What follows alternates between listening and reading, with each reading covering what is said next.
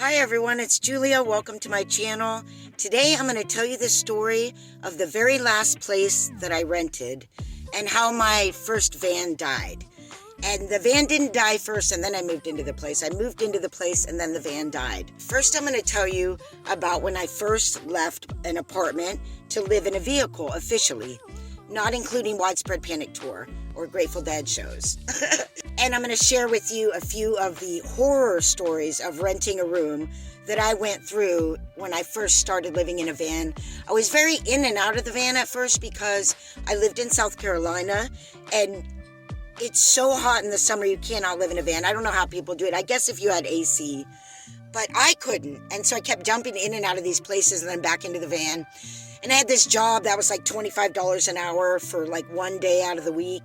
And it was amazing. And I kept jumping into places to rent because I wanted to keep that job in South Carolina. And I'm not going to tell them in order because I'm going to keep it somewhat brief. And I don't want to get all convoluted and try and remember exactly how it went down.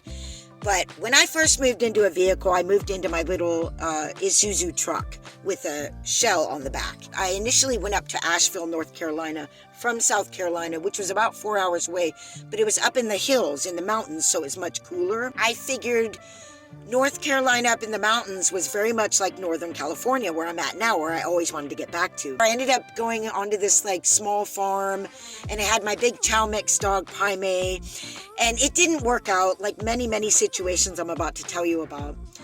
One of the main things was that there were big dogs up there, and one of them kept chasing my dog and wouldn't leave my dog alone. Like, they're just going and going and going. And they had us in a tent because the cabin wasn't ready. So we were in this tent and this dog kept clawing at the tent all night, every night. And pretty soon, waking up at like 6 a.m., 5 a.m. to do farm stuff and I was doing house cleaning for him, I was losing sleep and losing it. Eventually, I just ended up cleaning the cabin myself, and then I lasted one night in there because there were wasp nests, I think.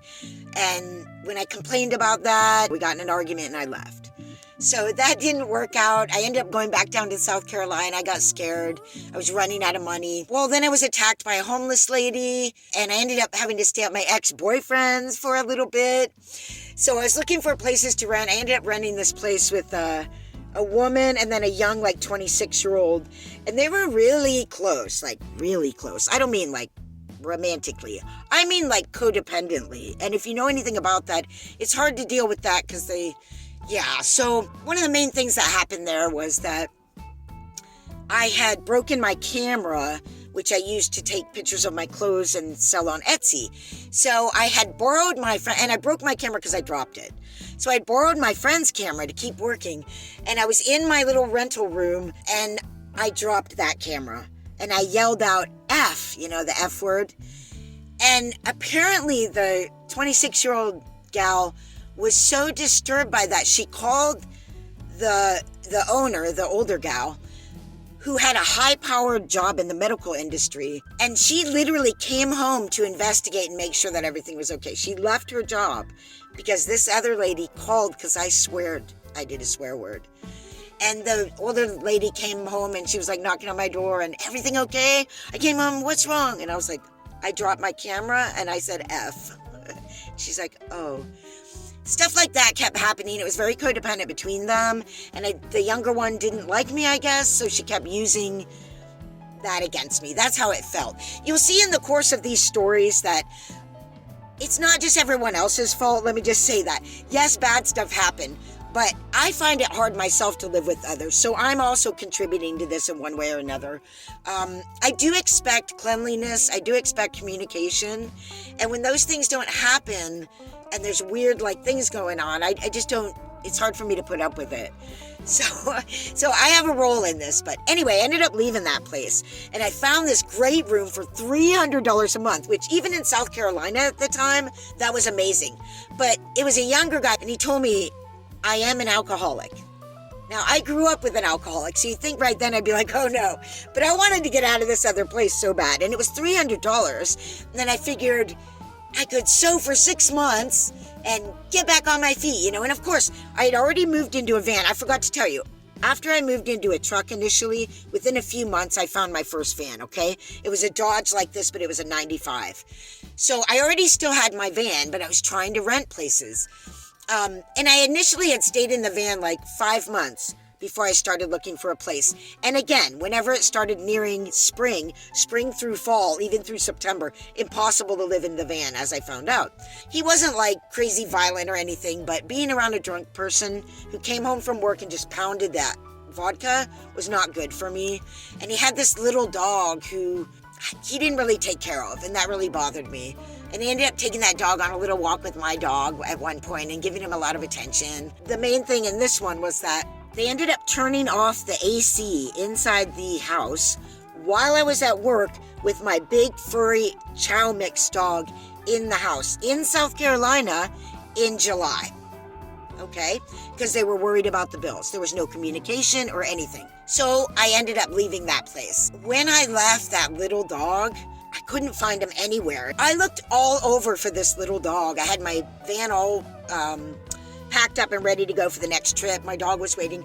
So I looked all over and went way down the street. I couldn't find the dog, who I had let out because he wasn't in the house. Then I go to my van and I find out he's sitting in the passenger seat, like curled up in the blankets. And I go, there you are. And he's looking at me and he's like literally crying. His eyes are welling up with water. I'm not kidding.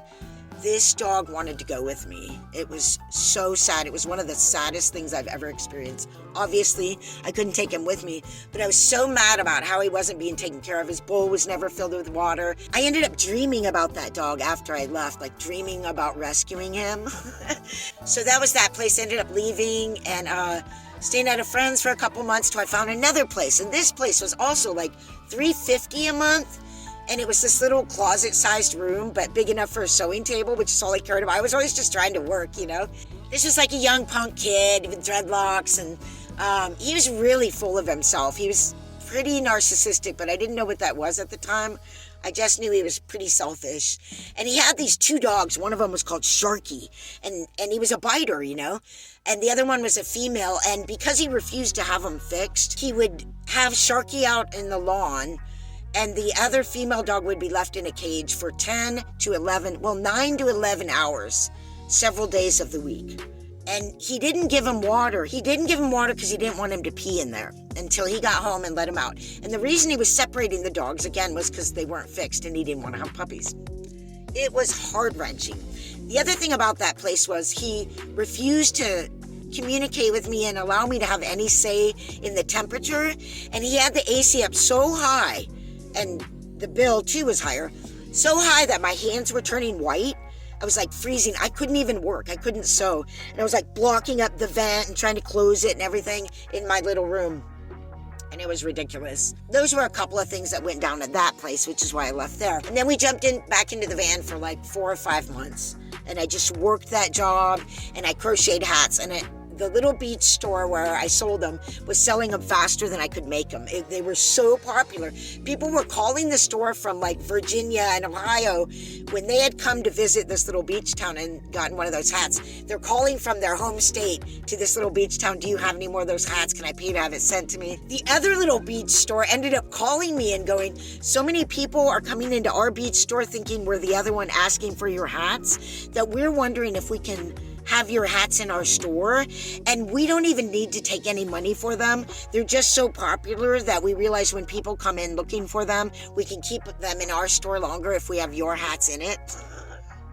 It was off the hook. I was selling hats in Tokyo, Japan. I mean, I had a whole contract and everything, and like would sell bulk. I was like a machine, which is why I have arthritis now, basically. So I was making money and I was saving money quick. And I decided, yes, it was May. I decided to start looking for a place. And I was visualizing a little, cabin that someone had off the side of their house, an extra room, a garage that had been turned into something. And sure enough, I found it. I found this cute little place that was like one room the size of my studio now, and then another room. So I made the back room the sewing studio, and the front room was a cute little living room. And we had a screen door and a door that went out to the backyard, not the front, not the traffic. And it was a quiet area anyway. And then, so the landlord lived right there too, a man and a woman, a husband and wife. He worked for Napa Auto Parts, which will come into the story later, and new mechanics and everything like that. So I ended up finding this great place. It was $600 a month, but it was $550 a month if you paid early.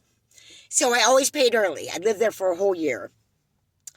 And I would have to drive 45 minutes back to the beach to this one job every Saturday for $25 an hour. And that job paid for my entire rent, which utilities was included. So anything else I made from sewing or vending or whatever, hats, was extra.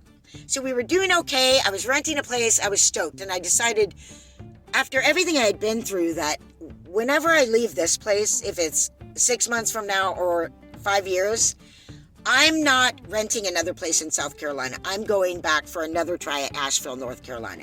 And if that doesn't work, I'm going back to Northern California one way or another. So that was my plan.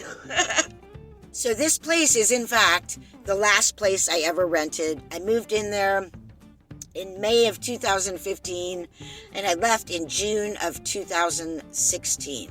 Yeah. So this was a nightmare in many ways, but I'll keep it simple. When I first moved in there, within the first week or two, I can't remember, the place flooded. Okay, and I have a vintage antique Afghan rug. I mean, that was soaked through and through. Everything else was pretty much okay, except for everything was soaking wet. I freaked out and ran out of the place, and I went to the landlord next door and I said, "Oh my God, it's flooding in there."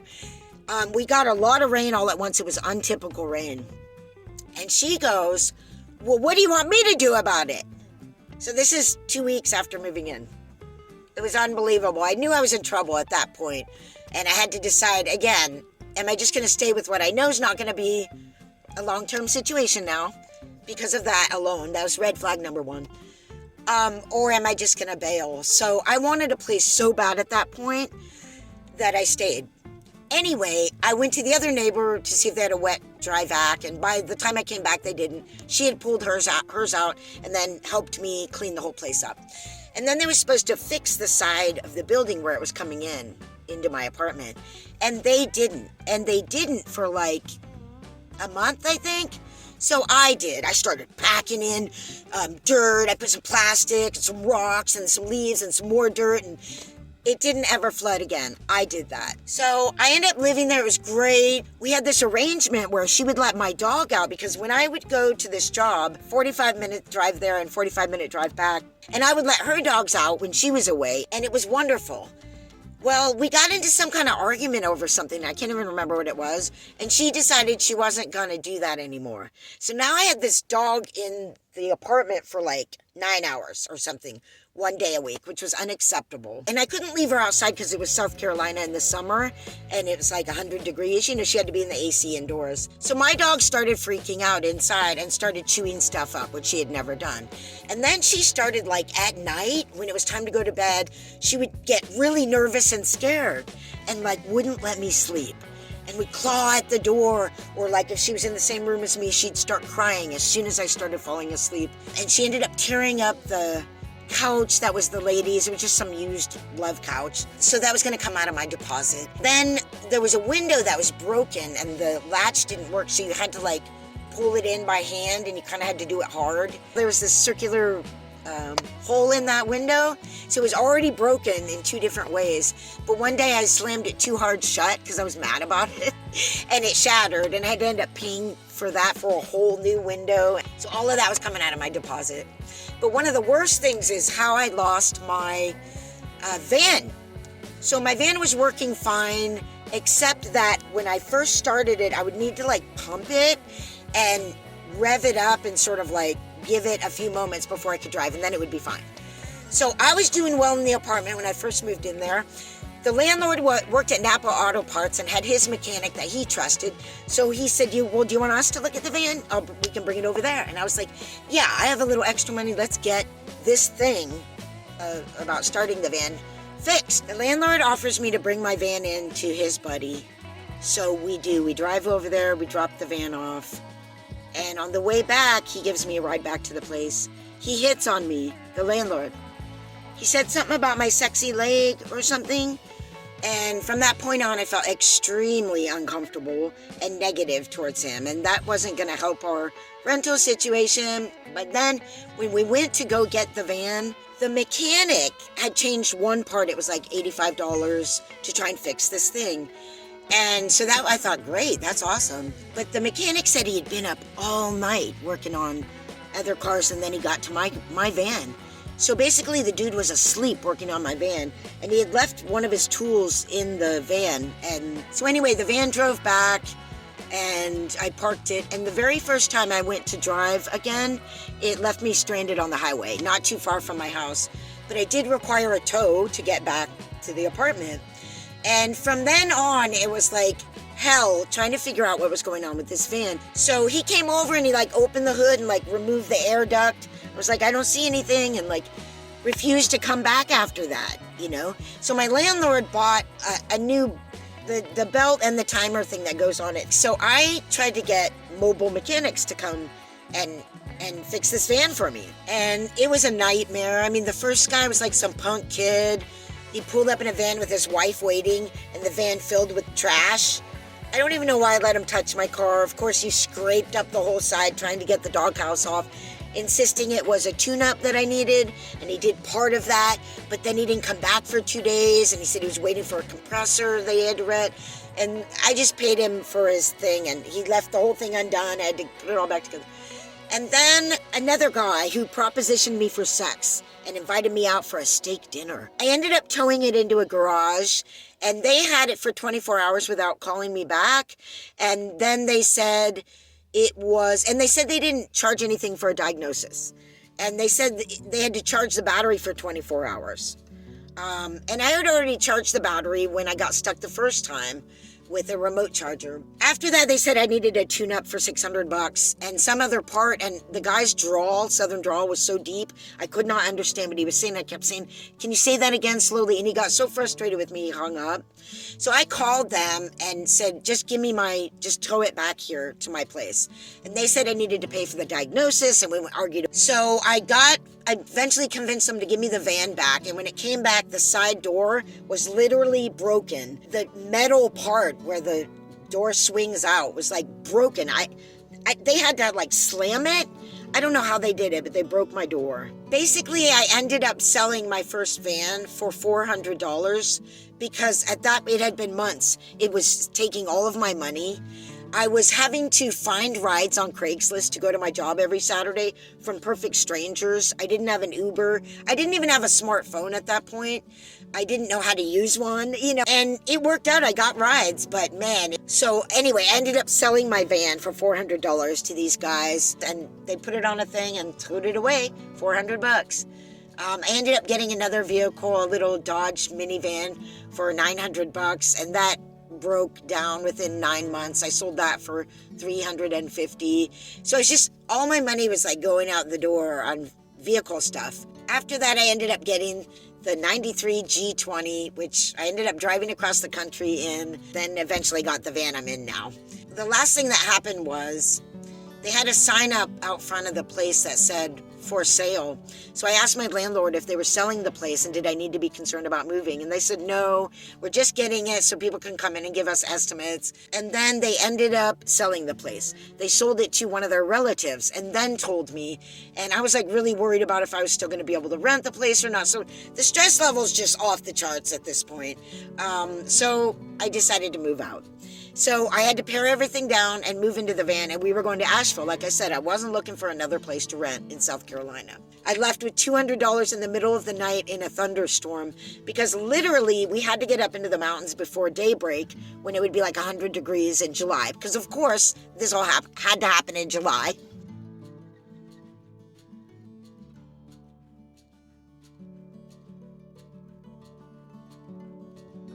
When I first moved into vehicle life, that little place on the beach, even though it had its problems, I was there for 3 years. It was the best place I ever lived. It was my own little apartment on a barrier island. It was amazing.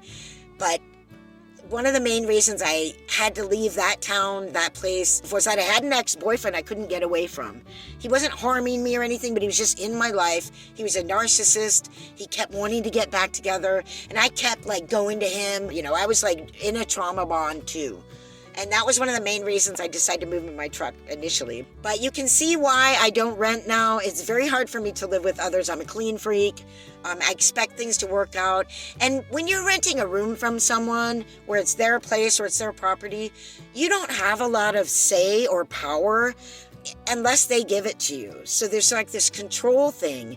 And when you're living with another person or people, you really need to have a communal understanding of how you're going to run the place. I had one dude tell me one time that he left the kitchen a disaster every time he cooked, and stuff would be crusted on, so it'd be really hard to clean it off and all of that. I said everyone should clean up their own mess so the next guy has a fresh kitchen to work in. And he told me that no, it was the other way around. Every person that used the kitchen should be able to leave their mess. The next guy that comes has to clean it up first before they do their cooking, but then they're allowed to leave their mess. That was his philosophy that he legit told me in all seriousness.